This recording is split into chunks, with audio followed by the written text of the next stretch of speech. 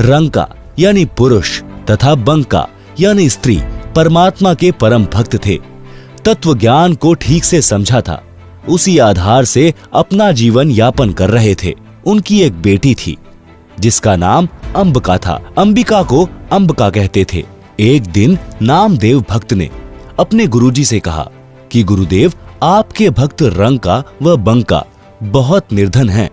आप उन्हें कुछ धन दे दो तो उनको जंगल से लकड़ियां लाकर शहर में बेचकर निर्वाह न करना पड़े।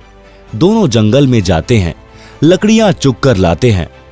भोजन का काम कठिनता से चलता है।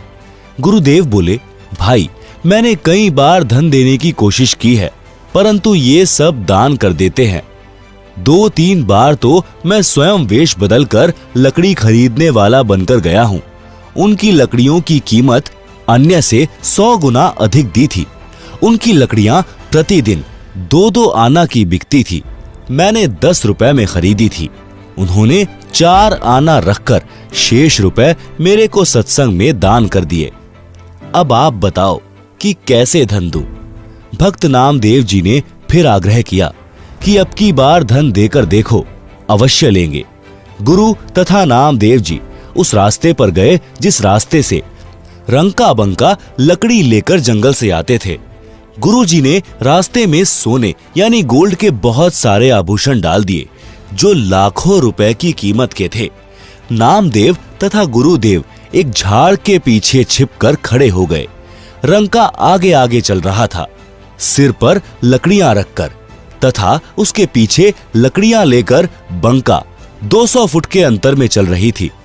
भक्त रंका जी ने देखा कि स्वर्ण आभूषण बेशकीमती हैं और बंका नारी जाती है। कहीं आभूषणों को देखकर लालच आ जाए और अपना धर्म कर्म खराब कर ले, इसलिए पैरों से उन आभूषणों पर मिट्टी डालने लगा। भक्तमती बंका भी पूरे गुरु की चेली थी। उसने देखा कि पतिदेव गहनों पर मिट्टी डाल रहा है, उद्देश्य भी जान गई। आवाज लगाकर बोली कि चलो भक्त जी, क्यों मिट्टी पर मिट्टी डाल रहे हो? बंका जी समझ गए कि इरादे की पक्की है, कच्ची नहीं है। दोनों उस लाखों के धन का उल्लंघन करके नगर को चले गए। गुरु जी ने कहा कि देख लिया भक्त नामदेव जी, भक्त हो तो ऐसे। एक दिन शाम 4 बजे गुरुजी सत्संग कर रहे थे। सत्संग स्थल रंका जी की झोपड़ी से 4 एकड़ की दूरी पर था।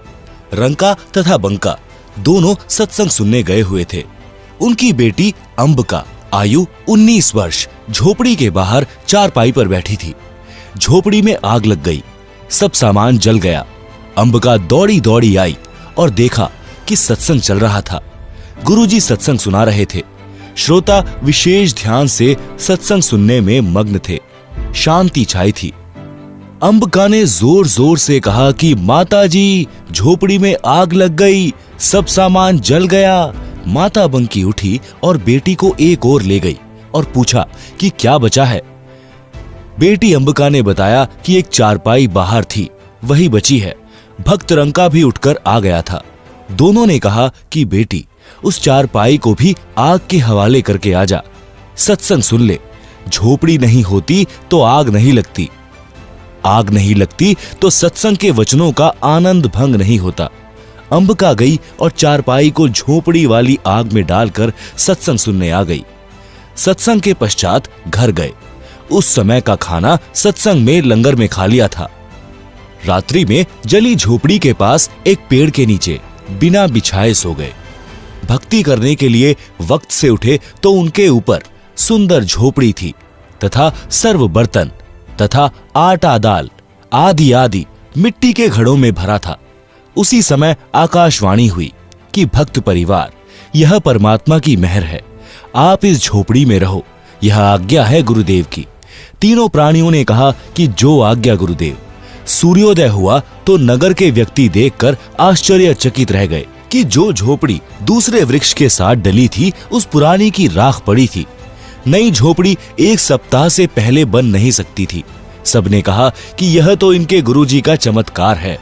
नगर के लोग देखें और गुरुजी से दीक्षा लेने का संकल्प करने लगे। हजारों नगरवासियों ने दीक्षा ली। यह सब लीला परमेश्वर कबीर जी ने